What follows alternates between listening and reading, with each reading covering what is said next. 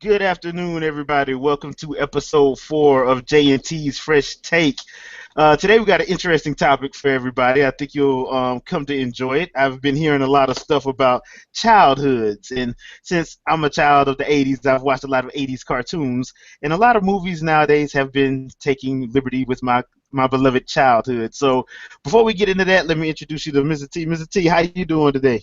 Hey there, fools. How you doing? This should be a good discussion.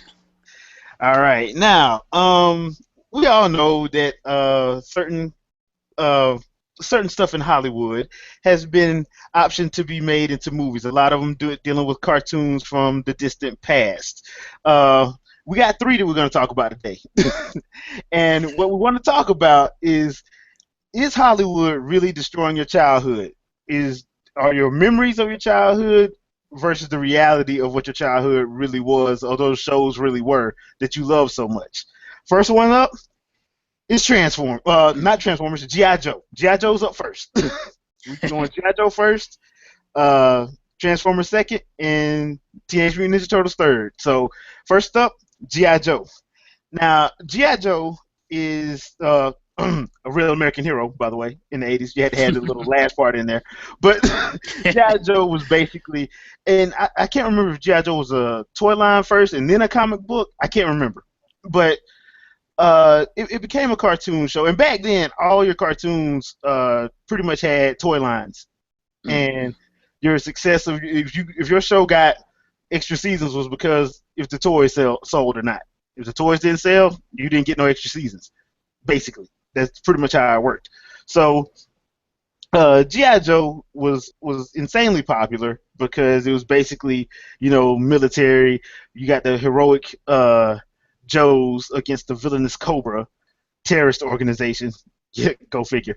On and you know you have both sides of the coin. Now my memories of the show, it was fun. They were fun memories. I felt like the comic book was better, but the show in and of itself, it was entertaining. As a child growing up, it was very entertaining. They always had the little last 5 minutes of the show was something with a moral, or something that you could take into real life, which was actually, when I went back and watched it a couple weeks ago, I understood why they put it in there. It was actually pretty cool. That was the memories. Now, the movie actually, there've been two GI Joe live action movies. The first one came out in 2009, directed by Steven Sommers, and starring Channing Tatum, Marlon Wayans, Rachel Nichols, Joseph Gordon-Levitt, and Blank Man. Not Blank Man, Dark Man. I can't remember the guy's name. uh, but yeah, and honestly, I didn't think the movie was as bad as people were saying it was. But it wasn't the greatest thing in the world, but it was action packed and it was entertaining to me. So, T, how'd you feel about the movie, about the first one? Can I start with the GI Joes and Oh yeah, yeah, yeah, Transformers yeah. first? Yeah, GI Joe actually did start as a toy line first. I Ah, believe it was in the 50s. I want to say the 50s. They were actually dolls, kind of similar to the size of the Barbie dolls. mm. So it started off with the kind of the larger dolls. Of course, I would know that, right? But yeah, so it started off as a doll, and then they transitioned in late 70s, I want to say, early 80s, into action figures, and then that's when you started getting the comics, I think. Mm. But yeah, as far as yeah, I want to say about the cartoon. I love that too.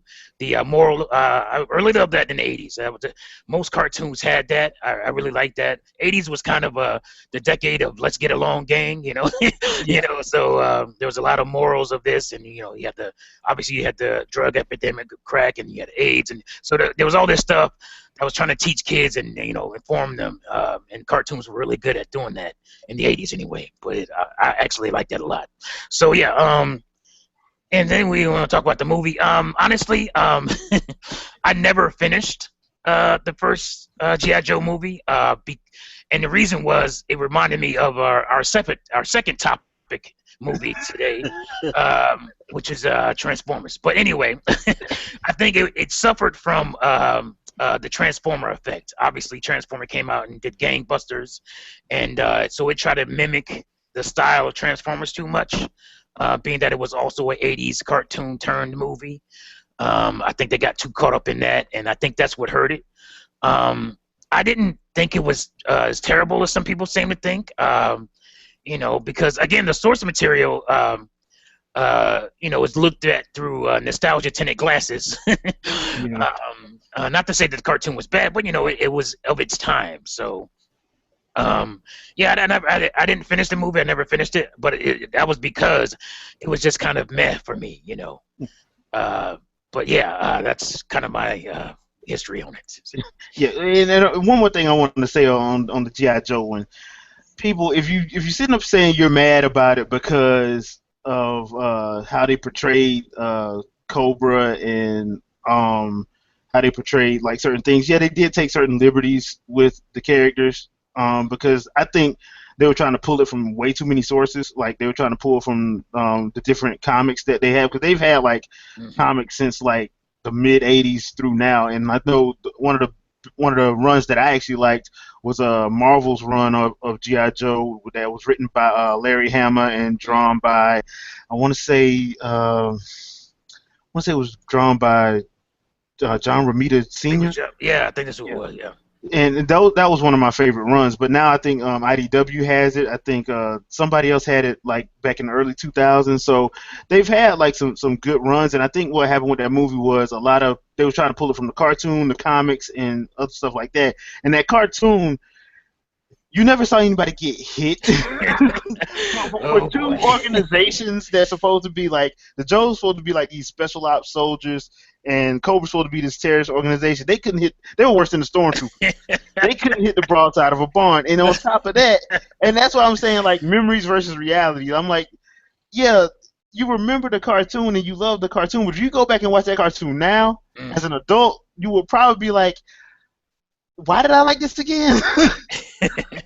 You're trying to find, outside of the nostalgia, you're trying to find reasons why did you like this, because you'll realize Cobra Commander is insane. The Joes are overly patriotic to the point where I'm like, they doing stuff that they get themselves killed. Your best two characters in the entire series are the ninjas. And, it's just little things like that I feel like, is your childhood really being destroyed, or are you just like nostalgic for it? I'm like, and that's just me being honest. Yeah. So, yeah, like for me, like you were saying, but the Joes are really patriotic. To me, it stems from where it came from. It was like I said, it came out of the '50s, which is very was a very patriotic kind of propaganda time. There was a lot of propaganda war clippings going on, to get people, basically excited to fight in wars, So it came of that era. And so even if you look at like something like Captain America, if you noticed from the first Captain America movie to the second one, which was amazing, by the way, if you haven't seen it, please go see it or buy it or whatever you got to do. If you look at the second movie, they slyly took the American flag off of his uniform there, and it's just because it's of the time thing. It worked better in those days to be like that gung ho kind of patriotic thing. Now it's kind of cheesy and corny, and that's why G.I. Joe, I think, wanted to take for more than just a cartoon, because the cartoon was very cheesy, patriotic, and that just wouldn't work in today's film and television. So they probably got too mired in all the source material, and it just got jumbled up. But yeah, the cartoon, you look at it through rose-tinted glasses. Like you said, they couldn't, with all that technology and vehicles, all they did was destroy each other's vehicles. The whole, the whole show. Like, dudes would jump out and be, in their parachutes, and they'd be safe. But the vehicles were destroyed all the time. It was hilarious. Yeah, you had to have a moment of silence for every vehicle that was ever destroyed during the making of that cartoon. Even then, I know. Even back then, I was like, nobody ever gets hit. for people that's supposed to be highly trained. Yeah, Yeah, all them okay. bullets that's flying, or laser beams, and nobody's getting touched, man.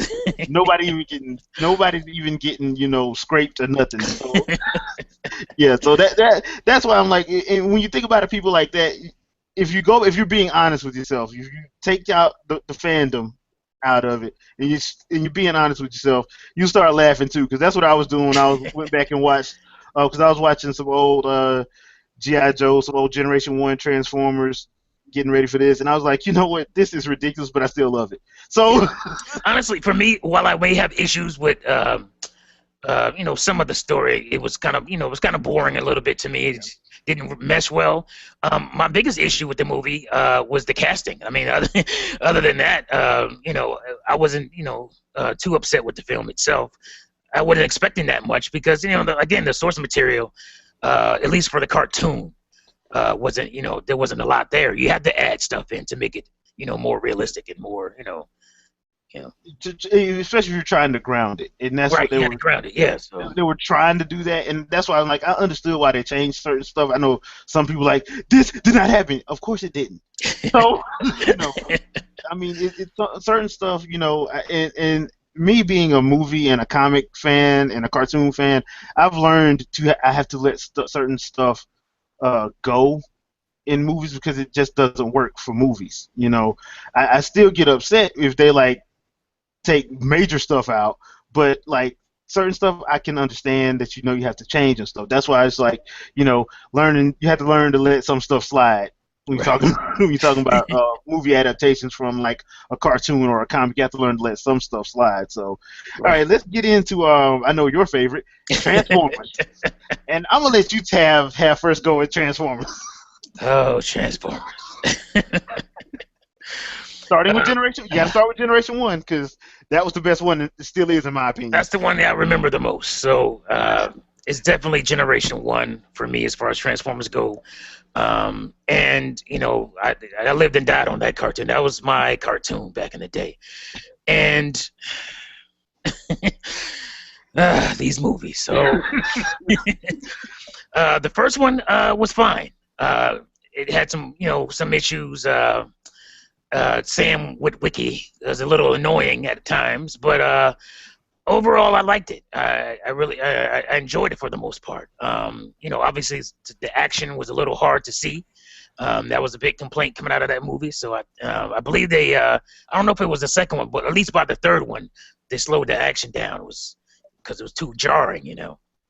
But and a lot of people will say, well, I just want the Transformers. I just want that, which is, I understand that, but I think as human beings, we want other human beings to relate to when we see a film, and that's just natural. But the problem is when you have a director that can't direct human beings, um, those human being characters become annoying and uninteresting, and you just don't care about them. So why I understand why some fans are upset with the human characters in these movies, and they find them boring and cliche and all that stuff. I think they could be interesting people with the right director, and it would make for a better Transformer film. But we're in this cycle where these movies make money for some god awful reason. I don't know why. These movies make money. People just like giant mechs. I understand that, and it just doesn't matter what people like me think and feel, because they're on an assembly line, and they make money, so they're going to keep making them the way they are. They don't want to mess with the formula that they think is working.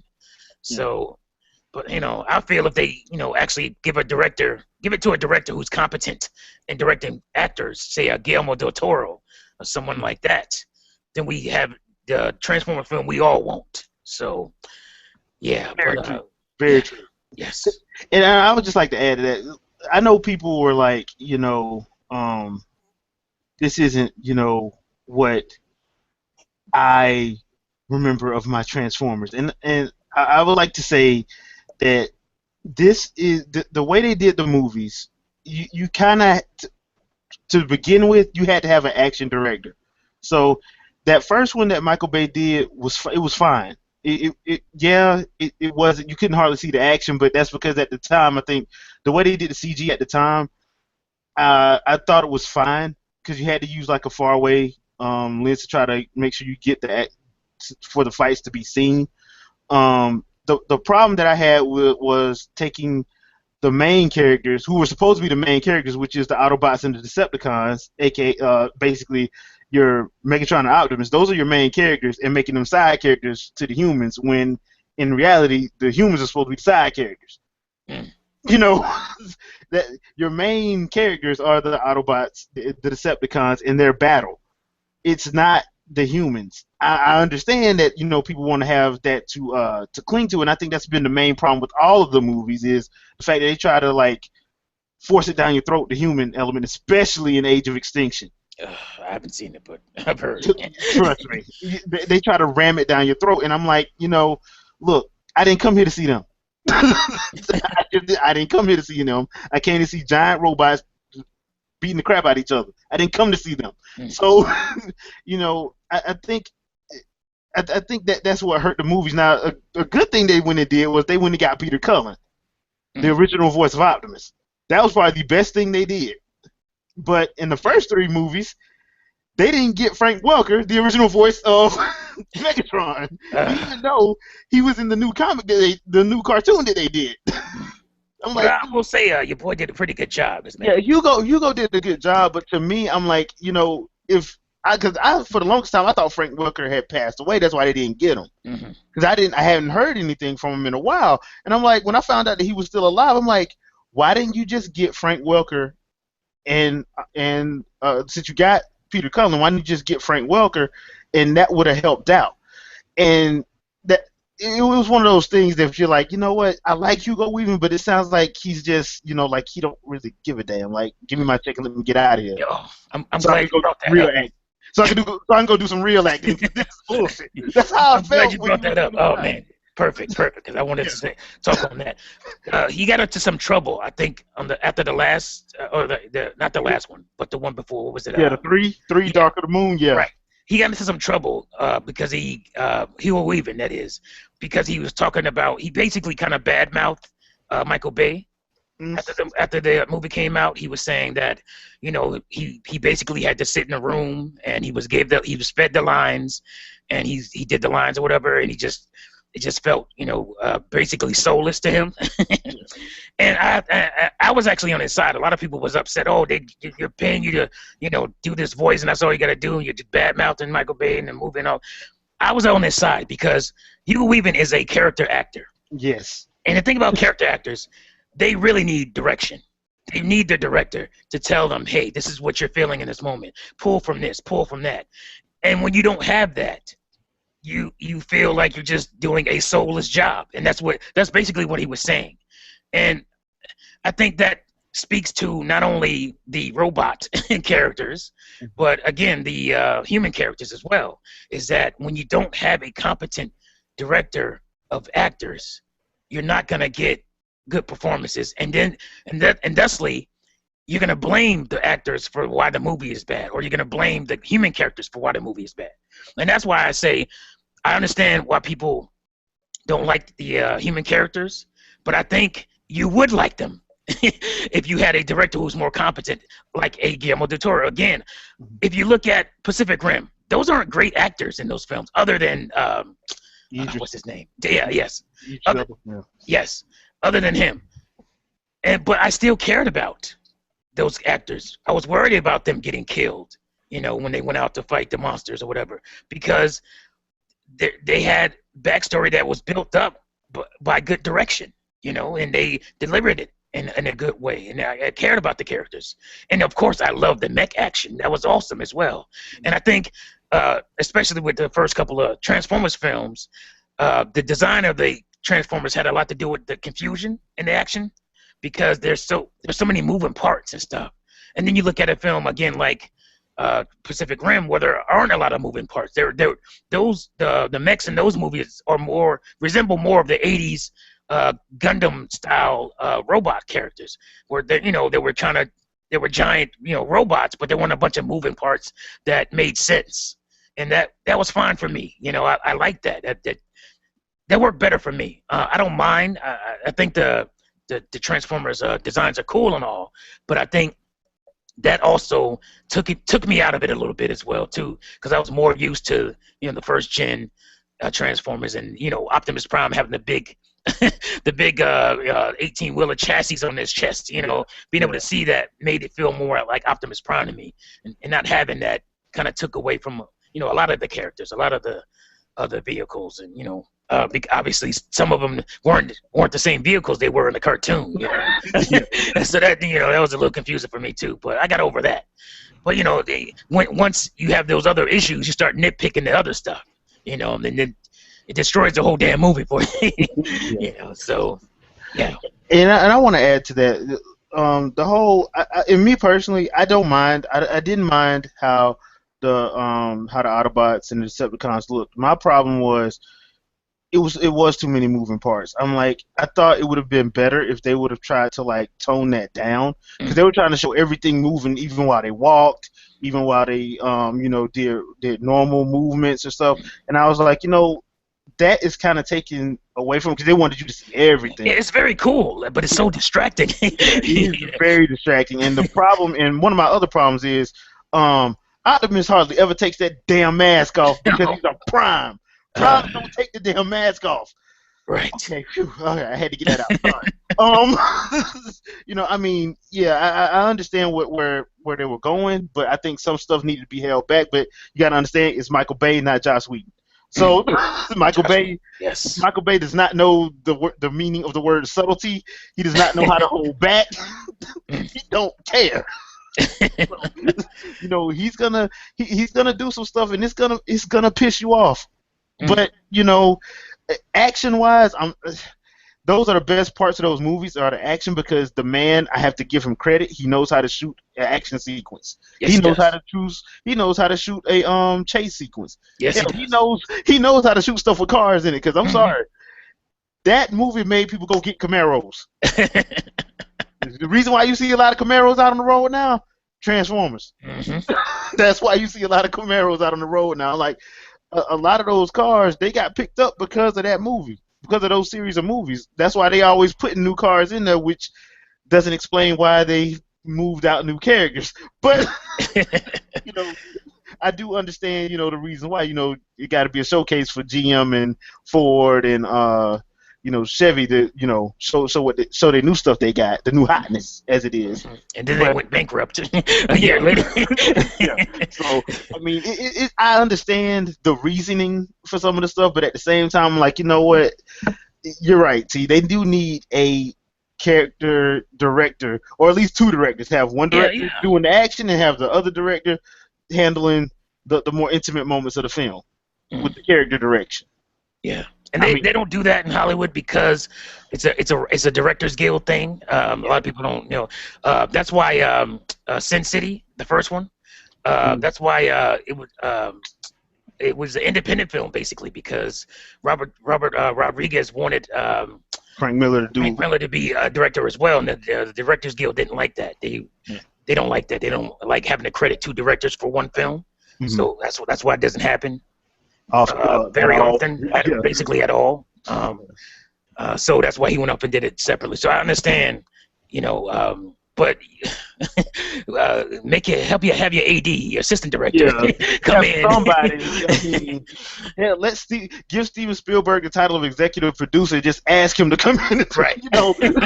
Yeah, come in on the set, please, Steven. Help me out here. I mean, I think, and that to me would make the movie, because we're gonna get another Transformers movie. They make too much money. Oh yeah. I mean, this new one though didn't make the money over here domestically, but you know what? They showed it in China. Guess what China has that the U.S. don't? Way more people. Over 1 billion people. That's and it hit $1 billion. So Transformers did hit $1 billion worldwide. Transformers 4, Age of Extinction hit $1 billion worldwide. So yes, we are getting another one. So I mean, the only thing though they did say, and this is probably some good news to a lot of fans' ears, is Michael Bay didn't sign on to do the 5th one. His last one contractually was the 4th one. So fingers crossed. Yeah, hopefully they do get a new director. Hopefully they get a director that has a good sense of action and character development. We're not going to be able to get Joss Whedon because Marvel done locked him down. He too busy. Marvel done locked him up. I'm like, no, you ain't going nowhere, buddy. So I mean, that's one of those situations where we're just gonna have to wait and see who they get. I mean, hopefully they'll be able to get somebody who has good director vision and hopefully can do some cool stuff because he's gonna have to have the action right. I mean, they can even go get a more dramatic director because this thing is an assembly line. Like I said, this is a well-oiled machine here. These Transformers movies. Mm-hmm. So all your visual effects supervisors and your digital effect, all those guys are in place. So the feel and all that is going to be there. Yeah, a lot of the action stuff is shot by assistant directors. They go out and do their own thing because the director can't cover all moving parts of a movie, especially a action-heavy movie. So they'll send out a second unit to do just chase scenes and all that cool stuff. Okay. So all that stuff is in there. So go out and get a more dramatic director. Go out and get a even not a necessarily more dramatic director. Get somebody that like the Elysium guy. What's his name? Neil Blomkamp. Yeah, get Blomkamp to do the next one. Yeah. I mean, I know he wanted to do Halo, but he could do that. Yeah, he could do that. I know he wanted to do Halo, but he need to stop trying. They're not gonna let him do it. So it ain't gonna happen. So do the next Transformers, Neil, please. Yeah. I mean, hell, you already did Space twice. Come on, dude. Trying to fool people. We know you can shoot a Halo movie. We have faith in you. Yes. It's just Microsoft don't care. So that's just gonna be real. I agree with you. I can see him doing it. Perfect, I think. And I can promise you 30 minutes of the movie will be cut out of it because he ain't going to have all that stuff in there. It's going to be nice, tight, and to the point. It's going to be good. Like it should be. Right. All right, now we're getting to our last one. Oh, boy. Good old Teenage Mutant Ninja Turtles. Now, this one is going to be a memories versus reality / review of the latest movie. Because we got some stuff to get off our chest. But to start this off, now, Teenage Mutant Ninja Turtles started out as a comic book in '84. Mm-hmm. So, yes, this is their 30th year anniversary. It started off as a comic book in '84, and it was a dark comic book. I mean, it had ninjas, it had violence, it was action heavy, and it was basically a lot of people still love that original comic by Kevin Eastman and Peter Laird.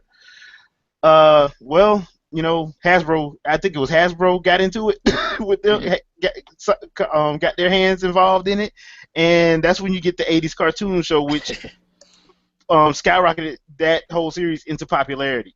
But they had to cut some of the original darkness and violence out of it, so that's where you get the old pizza-loving, cowabungadoo Mikey type deal. And before you go on, let me just say this real quick. That happened a lot in the 80s, by the way. Yeah. Taking dark material and softening it up for the children.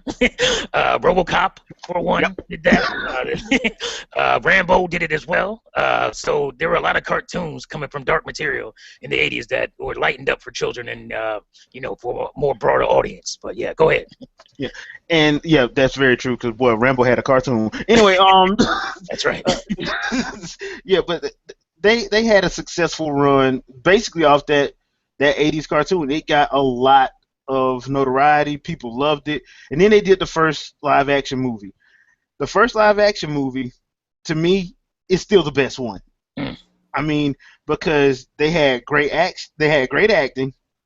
The guy they had to play Shredder, he really doesn't do anything. When you go back and watch the movie, he really doesn't do anything until the last 10 minutes of the movie. Because it was subtlety. It was all about the subtlety. You were afraid of him based off what everybody else was telling you about him. Yeah. He was very Darth Vader-like. Yeah. I mean, he had the one scene where he's giving the speech, and other than that, he was just sitting in a chair, and people were scared. And then the end of the movie came on that rooftop. As you see the Turtles straight up lay waste to the Foot Clan, beat the fire out of them. They get to the top of that building, and Shredder comes down. And all he has in his hand is a spear.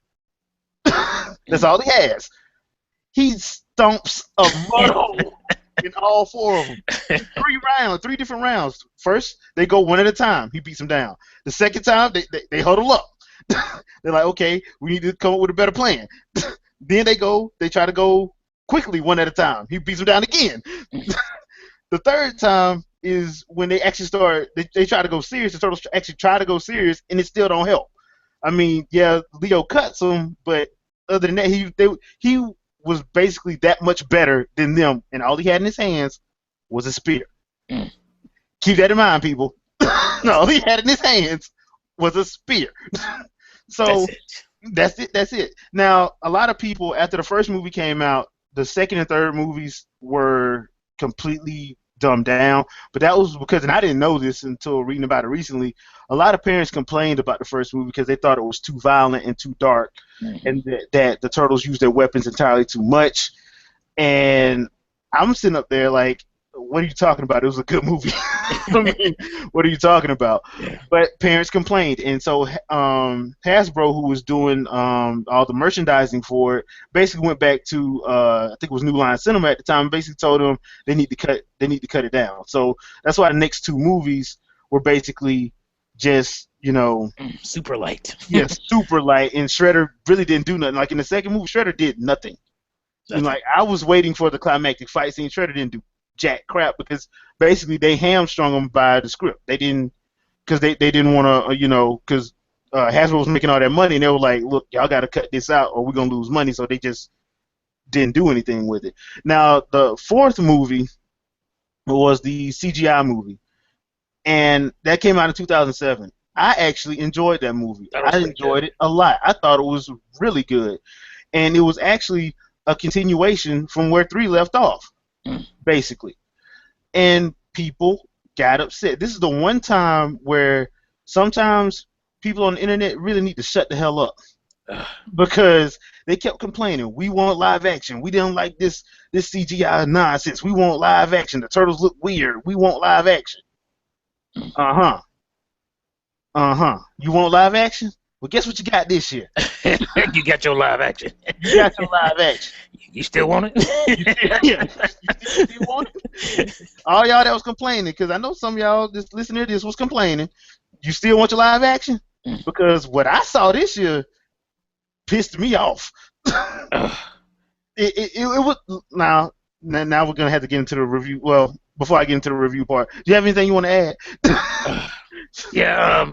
You gave the history of the Turtles movies. Yeah, it's funny because I never really noticed when I was a kid that they lightened it up in the second two until I think it was Honest Trailers recently showed that little thing about it, and that's when I knew. I was like, oh yeah, I didn't never realize that. That's why they did it. It's because the parents got upset about the first one.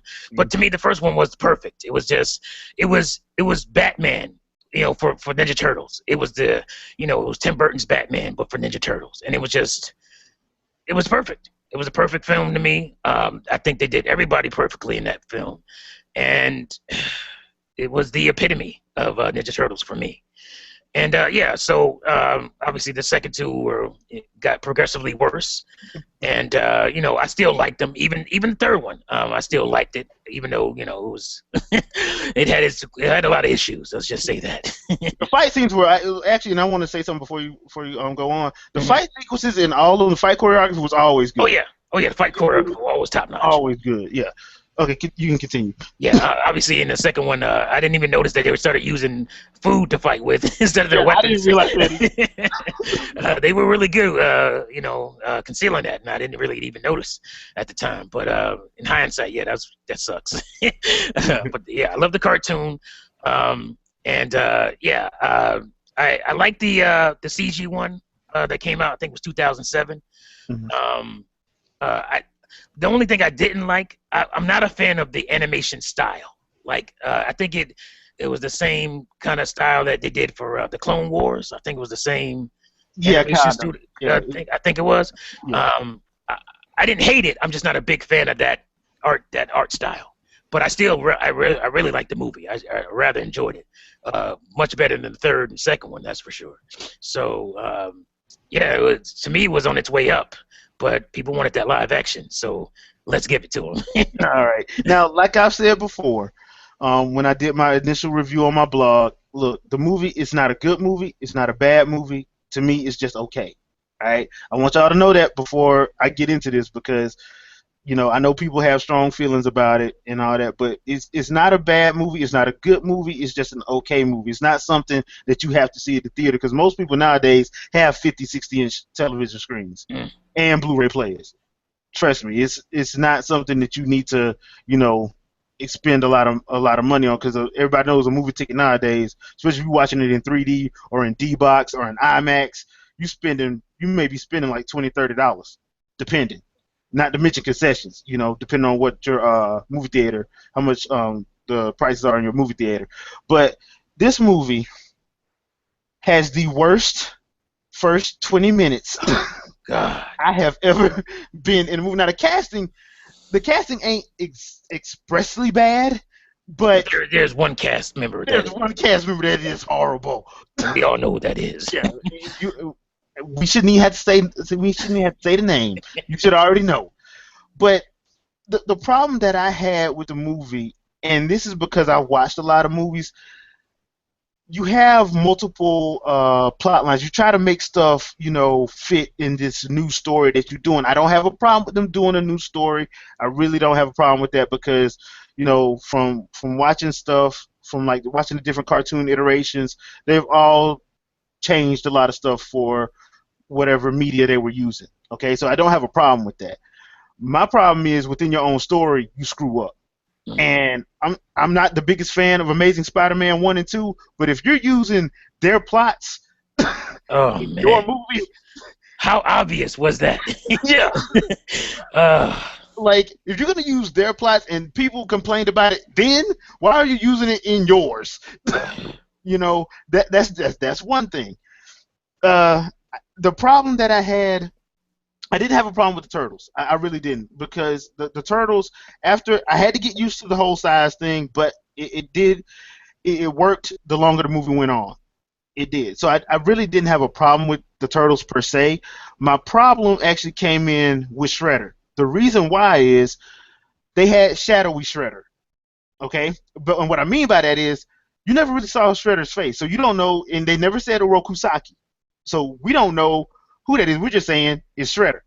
At the time, they show him in without the armor on, basically take out like 3 or 4 dudes. I'm talking about he's tied up, he kills them, like straight up destroys them. I'm like, okay, this is a Shredder I want to see. Right. Until he puts the armor on. It was too much. It was just too much. And like I said, going back to that first movie, remember people I said, all that Shredder had was a spear. And he got the job done. This guy looks like Wolverine on steroids with retractable blades. Another problem that I have with it, if his blades are magnetized, why isn't the weapons, the Ninja Turtles weapons or Splinter's swords flying back to him too? Keep that in mind. This movie has like you said, it's not a bad movie, it's not a good movie, it's just a functional film, basically. Yeah. And for me, that's not good enough. If you're gonna do a Ninja Turtles movie, it got to be good to great. It's got to be, because you got the source material for greatness is there. Like we already had a great Turtles movie. Like so, this movie has so many plot holes, and I think it's what you alluded to. There's just so many. It's just messy. It's a mess. I think that's the best terminology for it. The movie's just messy. Yeah. It's just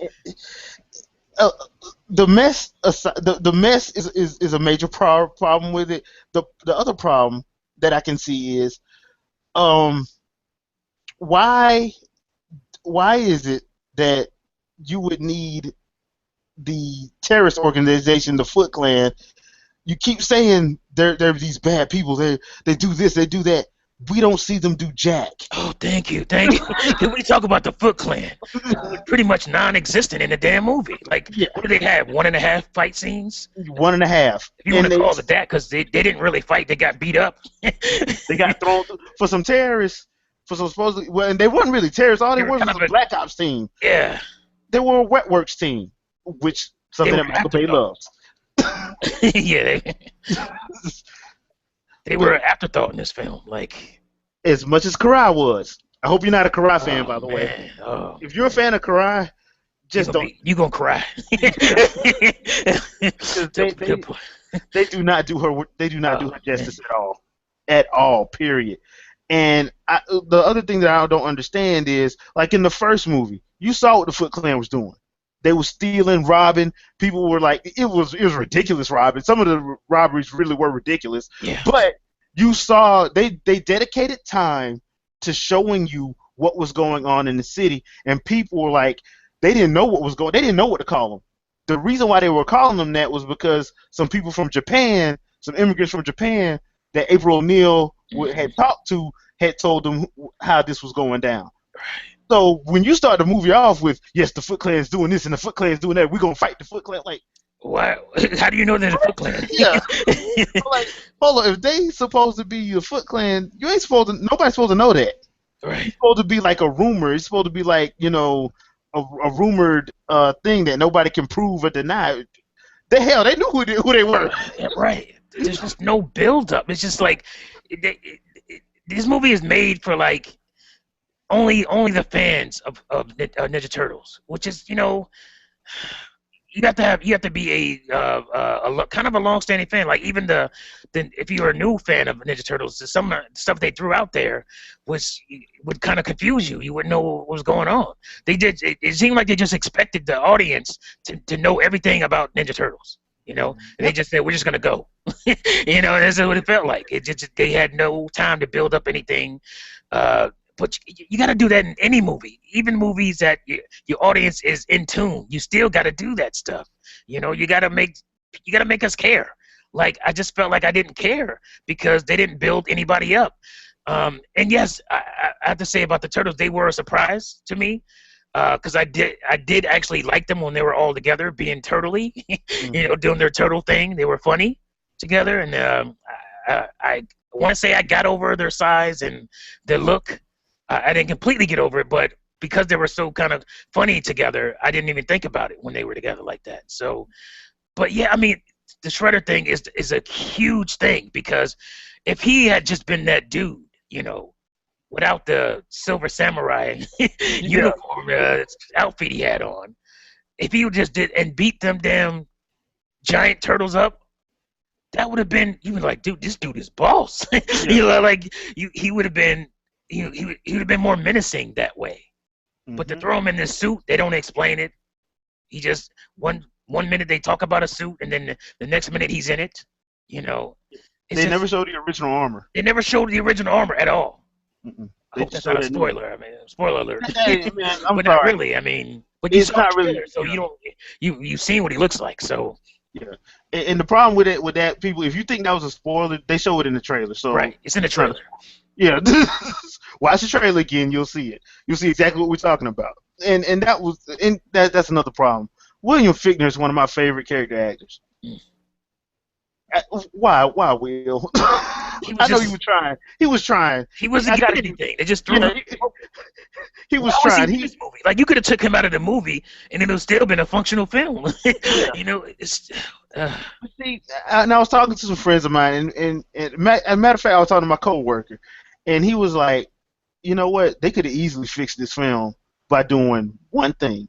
And I was like, what was that? He was like, they should have kept, because everybody knows this movie went through a reshoot, a really big reshoot. Mm-hmm. They should have kept Will Fichtner's character as Shredder. Yeah. And have the real Shredder and the real Karai show up. Don't even have Karai in the movie. Have her show up with Oroku Saki at the end with the real Foot Clan. Mm. That would have made all that make sense because they did do a part in there. Now this is a spoiler alert, so give me about 40 seconds. All right, starting now. They did do a little backdrop where Will Fichtner talks about, tells them how he was in Japan and he met this guy and all that stuff. They do that part, and in that part, they could have that would have worked if the real Oroku Saki shows up at the end, with the real ninjas, with the real Foot Clan, not these this Black Ops wet work team of guys that's pretty much nothing but for fodder to begin with. You know what I'm saying? So if they would have done that, I think that would have cleared up at least two of the plot holes that I had problems with. That would have cleared it up, and then that would have made the other fights make more sense because this movie does the cardinal sin of saying Splinter learned ninjutsu from a book. My lord. And that is that spoiler. But that's the cardinal sin that they do. There's no Hamato Yoshi in this. They don't mention Hamato Yoshi. They don't mention Oroku Saki. And I'm sorry, if you can't get mad and say, well, they're not doing this based off the first movie. This is their own thing. It has the Ninja Turtles name in it.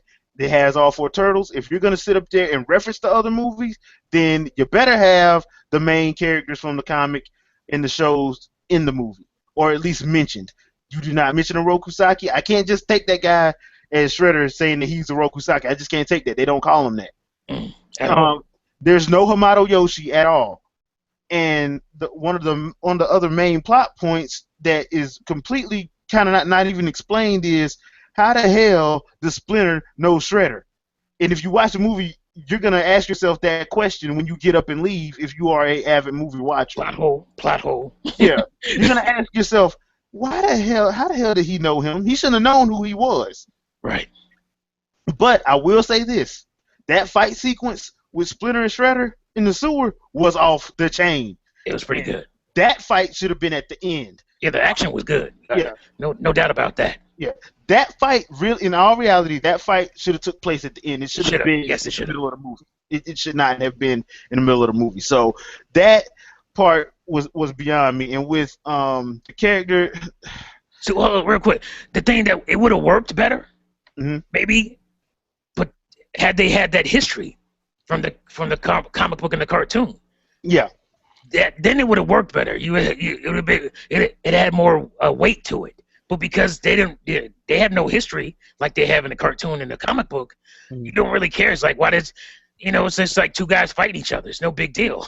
They don't have that history of killing, the master and all that stuff. So, I mean, it just didn't work at that point. It did not work, and that's because like you said, you have to care about characters. You gotta, especially in a movie like this, because one of the main themes of Ninja Turtles is family. Whether you read the comics, whether you watch the show, whether you watch the cartoons, even the first four movies, it's all about family. It's about brothers and family. That's basically what it's about. And when the Turtles were on the screen, oh, dude, I was loving it because the interactions were all there. Even though I hate how they made Donnie look, I will never get over them for that. I'm never gonna get over that. No. That was BS, and y'all know it. He's the worst design of all. Yeah, but when you see them interacting together, you like them. But when they take them off the screen, oh boy, you're counting the minutes till they get back. Yeah, you're like, you can't wait till somebody get back. I mean, and I'm sorry, I'm just gonna say it. Megan Fox brings this movie down. I'm sorry. Terrible. I mean, let's just go ahead and go into it. She's terrible. She has no right to be. She has no right to be in this movie or any other film. After watching this movie, she has no right to complain. She has no right to complain to anybody because she opened her mouth about the fan base. Right. Before this movie came out, she had the nerve, the audacity to open her mouth about the fan base. Lady, let me tell you something. You done been in you've been in 2 Transformers movies. You done had to act with CG characters before. Why in the world can't you do it now? Yeah, there's so many people out there that have and do that well. Like that's an excuse. She's not a good actor. She will never be a good actor. You look at a guy like Channing Tatum. He was terrible. He was a terrible actor, but he got better. Yeah. She's not gonna get better. Yeah, like I don't know. I'm sorry. I'm tired of hearing her complain. I'm tired of hearing her complain. Really. I'm like, you want to complain about acting all the time, but you can't act. You can't act. You don't get better with every film, and then the films that you choose them because I'm just gonna say what it is. You the HPA, you the hot piece of ass in the movie.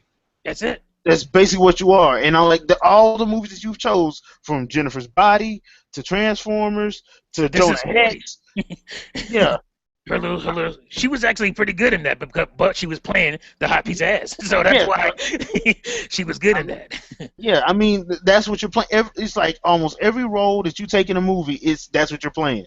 And I'm like, if you wanna, if because usually I'm like, you know what, I I can deal with it. I can let it go. But this time, especially after seeing the because they let it leak the casting list that they had the actress's name that they had, and I'm like, how the hell did y'all arrive at Megan Fox from Anna Kendrick, from Amy Adams, Oh, so many from choices. was it Elizabeth Olsen, Emily Olsen? I can't remember the third Olsen girl Yeah. from her. How did you arrive at Megan Fox? Because all three of them are way better than her, and they probably would Exactly. actually would have had red hair. And it probably would have been cheaper. Yeah. So look, like I said, I almost walked out the movie because it was like 25 minutes, and was in there like dying. I Yeah. needed something, and it wasn't happening. And then that's when they showed the turtles. And look, we know that it's easy to talk about Megan Fox and her acting because that's what a lot of people do. But we are being straight up, it's honest with you here. Okay, this isn't about an agenda to hate on Megan Fox. Mm. She's just not a good actor. That's it. That's just the way it is. She brings this film down. I'm baffled when I watch a scene with her, and that had to be the best take, because that's what directors are supposed to take. They're supposed to take the best take, and you walk away from that, and as a director, you look at that shot and you look at that scene, you say, "Yep, that's good enough for me." Cut. It blows my mind that anything in the movie, he walked away and it was just like, okay, that works, that's good, because she's just that bad. I'm sorry, she is just that bad of an actor. And I Yeah, just don't understand why people keep slapping us with her. Stop it. Stop doing it to us. yeah. And people, I love Will Arnett. Will Arnett was trying. Like I said, Will Arnett was trying. He had nothing. He had no material. William Fichtner was trying. They just weren't given nothing to work with. Yes. They really weren't. And I'm like, those are two very good actors. And you could tell they're like, okay, all right, I'll try. And And I wanted to destroy the plot too much or talk about the plot yeah, because I don't want to do that. People go see the movie for themselves. But the plot, the motivation for William Fichtner is a joke. It's a damn joke because the dude is already ultra mega rich. thank Okay. you. We all know if you watch the movie, he's mega rich, and the reason that he's doing this whole Foot Clan thing and with Shredder is it's a damn joke. Knowing that he's, he's 3-4 times richer than Bill Gates. This dude has money, long money, and Yeah. the reason that he's doing all this is When they say the destroyed. reason, if you don't get mad at when they say the reason I got why, mad. if you don't sit there and say, "Are you effing kidding me?" you uh, know, they would have came out better just saying, "I'm just evil." You know, right, I'm just evil. Evil is good. I mean, it was laughable. It was straight up laughable. And like I said, I think that's a problem with the writing because he has nothing to work with. I'm sorry. Oh, and my the part that was basically a glorified cameo, Whoopi Goldberg, Oh my God. one and a Yeah, half she's in the movie scenes. about a minute and a half. Yeah, literally, Literally. literally. No joke. No jokes. Like I'm blink it. Don't get up and go use the bathroom. She's gonna be gone by the time you get back. Seriously, I think it's like a scene and a half. I don't know I think what. she's in a movie so they get some buzz for the trailer. I, I was sitting up there and I'm like, okay, Whoopi Goldberg's in this movie, and I'm like, that's all y'all gonna do with her? That's all you're gonna do with her. That's really all y'all gonna do with her? I would have saved that money. I think they brought the set to her house. You know. And once again, I love myself some Whoopi Goldberg. Love her. I don't understand why she took this. Unless there's a lot of deleted scenes that hit the cutting room floor. That's the only thing I can think of. Yeah, and she's trying to make a comeback maybe because she hasn't really done Yeah. movies, and She's her been to doing be The in a View, big yeah. movie like this, get her face out there. She don't really care about the movie itself. She just want to get her face back and people talking about it again. So maybe that was the But reason. I'm I like, hope that's the reason. I hope too, because like I said, to me she's too good of an actress Oh man, she's an for, Oscar-winning for actress. this. Yeah, for this, and all you're gonna have is a scene and a half uh, that basically don't come up to more than like 45 seconds. Lord have mercy. Seriously, I would have saved that money. That's money I could have saved out the budget. Mm, thank You you, know, thank you. because I mean, like you said, she's an Oscar award, she's an Academy Award winning actress. You better give her more scenes. Seriously, Like, what kind of foolishness is this? But like I that's the said, main thing. And the thing is, they made April O'Neil too damn pivotal in the plot. You know, yeah, that's just it. And that's all I'm gonna say about it. But she yeah, is too big of a character for this movie. and she shouldn't be. She shouldn't be. I mean, one of the things that the other movies got right was the fact that she really is a side character. She's a side character, no doubt about it. I mean, she is. I mean, the once again, the Ninja Turtles, Oroku Saki, and the Foot are basically the main characters of the stories. Mm. She is their homegirl, basically. I mean, the stuff they've done with her recently, they've brought her more into like where she's like she's like part of the team, part of the family, kind of. Which is fine. I don't have a problem with Which that. is fine. There's nothing wrong with that. But for this movie, she should not have been the main. You know. You got to build her up to that. Yeah. I mean, you start her off. Basically, she's one of her. The main plot of the movie involves her. The main plot of the movie. And it really shouldn't. So I mean, people. I mean, you can take it for what it is. Like I said, it's not a good movie. It's not a bad movie. It's just all right. I mean, it's not one of the movies that I say, "Oh man, you got to go see this in the theater." This ain't no Captain America, Winter Soldier. This ain't no Guardians of the Galaxy. All right, this ain't something you got to see in the movie theater in IMAX. You know, this is something that, like I said before, most people have 50 and up size TVs sitting on their wall with a Blu-ray player right up under it. Wait on that. That's your question. Yeah, I mean that's yeah. Just go for that. Go for that. I've just saved you a lot of money. Trust me, especially if you got like kids and a wife or a husband. I just saved you a lot of money. All right, you can thank me later.